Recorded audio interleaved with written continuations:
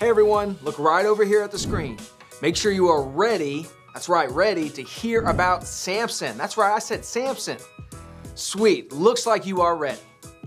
Now I want you all to close your eyes. Get ready to make an image in your head. Okay, open up. I want you to imagine the strongest person you have ever met.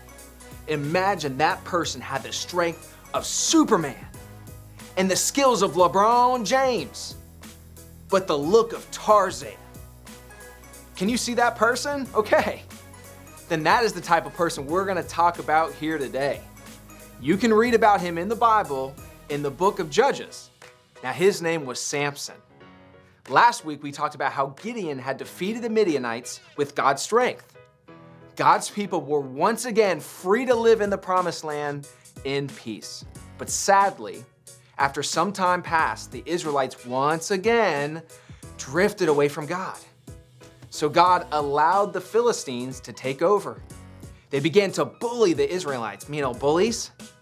God's people eventually began to say they were sorry. And again, are you seeing a pattern here? God sent a new leader to help them. Here's what the Bible says in Judges 13, 2-5. There was a man named Manoah from the city of Zorah. Manoah was from the tribe of Dan. He had a wife, but she could not have children. The angel of the Lord appeared to Manoah's wife. He said, "You have not been able to have children, but you will become pregnant and have a son. Don't eat or drink anything that is unclean. You will become pregnant and have a son. You must never cut his hair because he will be a Nazirite. He will be given to God from birth. He will begin the work of saving Israel from the power of the Philistines." Now, being a Nazirite meant that his whole life would be dedicated to God. The baby's parents did as God told them, and God gave Samson unbelievable strength. In Judges 13, 24-25, it says, "So the woman gave birth to a boy. She named him Samson. Samson grew, and the Lord blessed him. The Spirit of the Lord began to work in Samson. Samson was the strongest man to ever walk on the planet. He once cut a lion with his bare hands. He was able to use his God-powered muscles to do some awesome, amazing things. But he was not perfect. He even had a bad temper and sometimes made some wrong choices. What was Samson forgetting? To use his strengths for God. Let's say today's bottom line, use your strengths for God together on the count of 3. Come on, nice and loud. Ready? 1, 2, 3. Use your strengths for God. One day, Samson told a riddle to some men. The men cheated. What? Yeah, they cheated. But they cheated so they could figure out how to solve the riddle. It made Samson so mad that he killed 30 people. What was Samson forgetting? To use his strengths for God. Let's say today's bottom line, use your strengths for God together on the count of 3. 1, 2, 3. Use your strengths for God.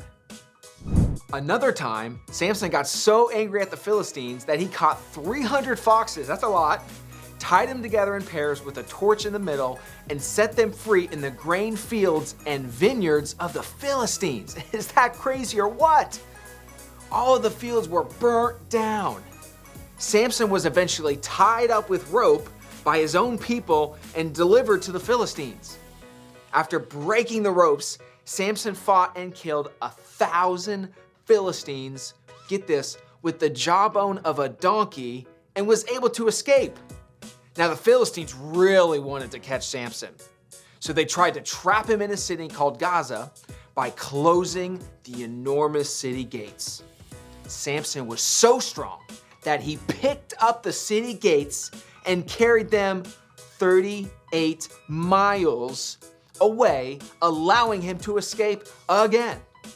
It seemed as though Samson was invincible. God had given him super strength, but he wasn't using his strength for the right reason. He was acting in anger and selfishness. Next week, we'll find out through the story of Samson that our consequences for misusing strengths can be major. Bye for now.